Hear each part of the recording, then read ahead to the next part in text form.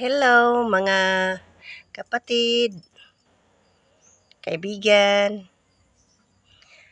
Ay, may isi-share lang ako sa inyo. At pasensya na, hindi ko na lang ipakita ang mukha ko kasi wala pa akong ayos. At nabigla lang ako sa ginawa ni James. Kasi ako dito lang sa bahay. At ngayon ay wala man silang eskwela, wala silang pasok.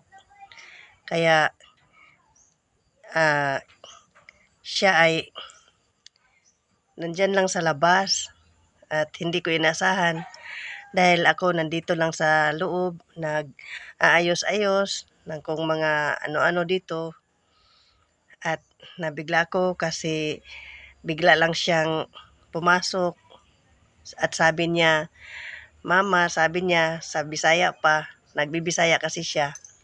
Pero Tagalogin ko lang kasi para sa mga viewers ko para maintindihan nila. Pero sabi niya, Mama, may ibibigay ako sa'yo. Sabi niya, sabi ko, Sabi niya, ito lang ang kaya ko. Sabi niya, binigyan niya ako nitong 10 pesos. Ayan, 10 pesos. Sabi niya, tig-10 lang daw kami. Kasi sabi ko, saan mo nakuha yan? Sabi niya na nagbinta daw sila ng isda ng kanyang friend. Kasi dito sa aming kapitbahay, kapag may isda na ibibinta nila, kapag hindi maubos, medyo na rin,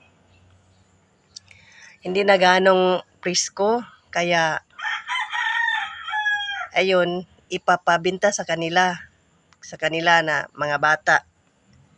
Kasi dito lang man sa mga kapitbahay nila ibinta na medyo lang siya mura kasi hindi naman fresh. Sabi niya na pinabinta daw sila. Kaya binigyan siya at binigay niya sa akin naghati daw kami. Yan lang.